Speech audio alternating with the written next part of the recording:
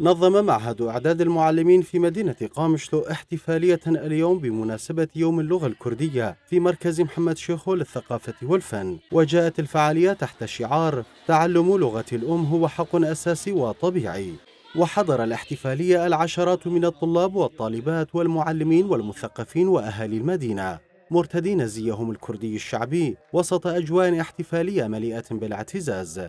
بدأت الاحتفالية بالوقوف دقيقة صمت، ثم ألقيت عدة كلمات باركت هذا اليوم على الشعب الكردي، وأشادت بتضحيات الشهداء الذين قدموا أرواحهم من أجل بقاء اللغة الكردية حية. عدسة روجافا التقت بالمشاركين في الاحتفالية والذين باركوا بدورهم يوم اللغة الكردية على كافة الذين بذلوا من أجل لغتهم الأم حتى وصلوا إلى هذا المستوى.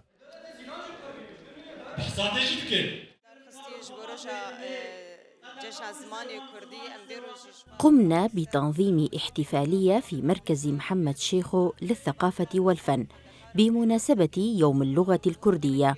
أبارك هذا اليوم على كافة المعلمين والمعلمات والطلبة، ونحن جدا سعداء بهذا اليوم. لم يكن سهلا للوصول إلى يومنا كهذا، واجهنا عدة صعوبات حتى انتصرنا.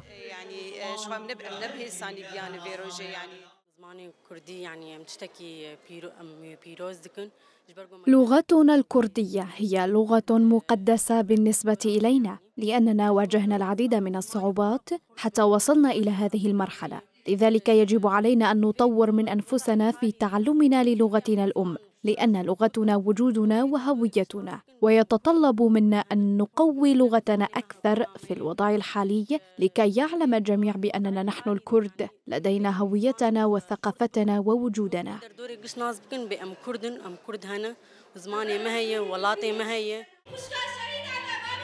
وتخللت الاحتفالية عروض مسرحية وفنية وغنائية قدمتها فرق فنية مثل أوركيش وعفرين وكردستان وشيلان، واختتم الحفل بعقد حلقات الدبكات الكردية على أنغام الأغاني التراثية، إلى جانب عرض صور وأعمال يدوية أعدها الطلبة احتفاء بهذه المناسبة.